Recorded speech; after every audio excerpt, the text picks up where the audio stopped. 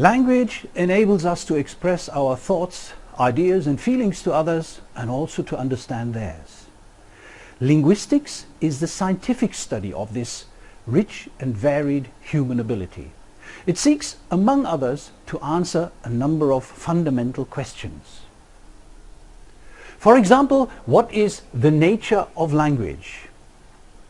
And then, of course, in this e-lecture, what is linguistics? And finally, why should one study linguistics? In this introductory e-lecture, we first define the term language and then discuss the major branches of linguistics. Since in most cases linguistics is a new subject to students, a number of aspects in favor of studying linguistics will also be included. Let's look at language first. Here is a definition of language that contains a number of keywords that allow us to approach the topic in a suitable way. Language is the institution whereby humans communicate and interact with each other by means of habitually used oral, auditory, arbitrary symbols. Published by Richard Hall in 1968. Let's look at these keywords in more detail. Language is confined to humans. Animals certainly communicate with one another. However, all animal communication systems lack the ability to communicate about anything beyond the here and now. And they do not allow novel messages to be produced and understood. So language is confined to humans in a strict sense. Let us move on to the next keyword. Communication and interaction. Certainly, animals communicate and interact, yet the communication systems humans use is certainly more complex than that of animals. Just look at the examples of animal communication in the VLC e-learning unit Language and Linguistics. Well, next, language is used habitually. People use language everywhere, every day, usually with little cognitive effort. Words and sentences seem to flow out of the mouth in a subconscious, almost automatic way. Or do you normally think about each word you utter? Look at this man. These words just flow out of his mouth. Furthermore, language is used oral auditorily. The oral auditory channel, that is communication via the mouth and the ear, is the most important mode of human communication, and English has reserved a special label for it, namely speech. Finally, language makes use of arbitrary symbols. There is no obvious relationship between the linguistic sign, that is the word or the sound shape, and the object in the real world. So here we have the object table. Now, why is it table in English, Tisch in German, something else in Chinese, Stol in Russian? There is certainly no direct relationship between the linguistic symbol, the word, and the real life object.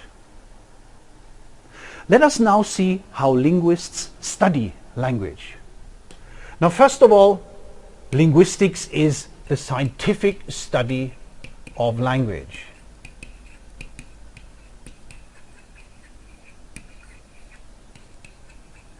That's the definition of the field. And it can be subdivided into three main branches. The first branch has to do with everything that is concerned with sound. Speech sounds, the sounds of speech in general, or the sound elements in particular languages. Then we have a second big branch which deals with structure. This could be the structure of words, the structure of sentences, and something in between, the structure of phrases, for example. And finally, we have to look at the meaning of what is being said, the meaning of words, the meaning of sentences, and the meaning of even longer stretches of speech, such as utterances and conversation. Let us look at the branches in more detail. Now, the branch of sound has two sub-branches, namely phonetics and phonology.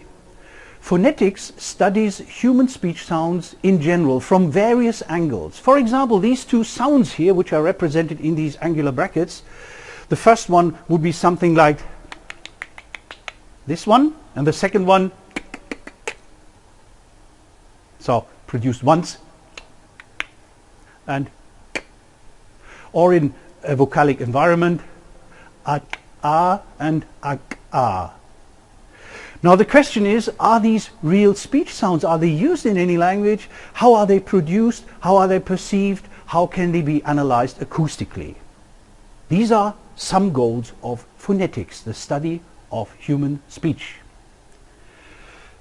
Now we can also ask the question about the principles governing the sound systems of particular languages, and this branch is referred to as phonology. For example, we could ask the question, is something like this in English, here is the English flag, is something like big a possible word in English? Well, we all know it is not, and obviously here are some principles at work that we have to define.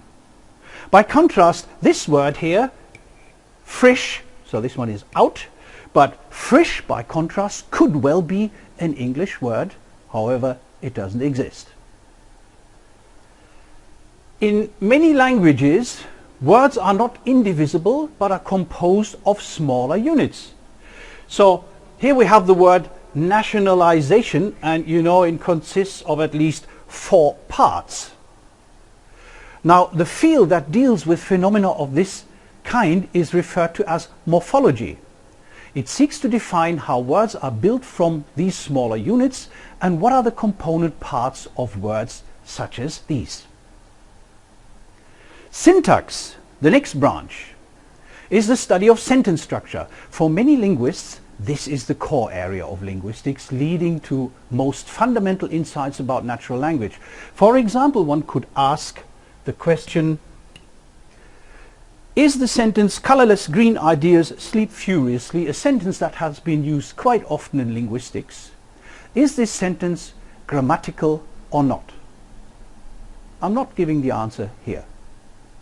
Let's look at the next branch, the branch that deals with meaning. And here, of course, in this big branch, we could look at the meaning of words or sentences in the branch referred to as semantics. So interesting questions could, on the one hand, be what is the relationship between items such as wide and narrow? It is certainly different from the relationship between the two items tulip and flower. Or we could ask about sentences such as Mary failed her exam even though she didn't work at all. Well, what a strange world this is. The logic behind such a sentence is discussed under the heading of sentence semantics. Now, pragmatics is an even wider area, it is the branch of linguistics that studies the use of language and its effects. It is concerned with the meanings that sentences have in particular contexts in which they are uttered. What do you think about this sentence? I'll come to your party. Well, depending on the relationship between me and you, it could be a promise, or if you'd rather dispense with my presence, it could be a warning. I'll leave it up to you. Now, having an idea about the object of study, namely language and the branches of linguistics, a fundamental question remains to be solved. Why the hell should you study linguistics? Couldn't you say, my mother tongue is English, German, Dutch, or whatever? Doesn't that suffice? Isn't that good enough? Well, let's find out the answer to this question. I will give you 6 examples which should motivate you to study linguistics. More examples can be found on the Virtual Linguistics Campus. Here is the first question, which can be referred to under the heading of language awareness. Do native speakers, those speakers who claim to know a language, often know enough about their language? What do Germans say when they want to translate the word cheese into German? Do they say Käse or Käse? Well, linguists will tell you why they have the choice and on what sort of principles this choice can be based. What about the English word ain't? Well, is it a colloquial, a standard feature of English or not? Is it confined to particular regions? Well, these are questions of language awareness. Another interesting question deals with language impairment. What happens when the use of language is impaired? Well, you would certainly consult someone who can apply remedial methods. Aha! A linguist, a speech therapist with a profound linguistic background. So here linguistics comes into action. And then if you look at computers, for example. Now, why can't computers use language as we do? They work really well. Machine translation programs, speech analysis programs, and so on. Nevertheless, they haven't yet reached the standard of human language capability. And this is probably due to the fact that they work differently as compared with the human brain, and maybe they do not know enough about language. They can store a lot, they can do a lot, but they do not really understand what is being said. Linguistic research may help out here. And what about children? How do children manage to learn a language so easily? Do they perhaps imitate their parents? That would not be very good, because parents and near relatives often use a sort of special baby talk. They round their lips when they start to speak, for example. Still, children acquire their native tongue. Well, language acquisition is an important linguistic subfield that seeks to find out the main principles of this process. And, believe it or not, linguistics is really important when it comes to the analysis of literature. Shakespeare, for example, used a type of English which is completely different from ours today. Well, when did he live? 1564 to 1618. Wasn't the English different then? Yes, of course it was. And there were so many elements in English that can hardly be understood today. Linguists tell you which ones. Well, and finally, language teaching. Is linguistics important for the teaching of a foreign language? Oh, yes, it is. In order to teach a language properly, you should not only know the language, but you should also know its structure. You should know about a language. It is just like with a clinical surgeon. Medicals must have a precise idea about the structure of the human body, just like teachers should know the structure of the language they teach. Linguistics and linguists will tell them. Are you convinced now? I hope you are. Well, over and above all these aspects, I think linguistics is simply a fascinating and interesting scientific discipline. Join us on the Virtual Linguistics Campus, become a member of the VLC community, and enjoy the fascination of language study. Thank you.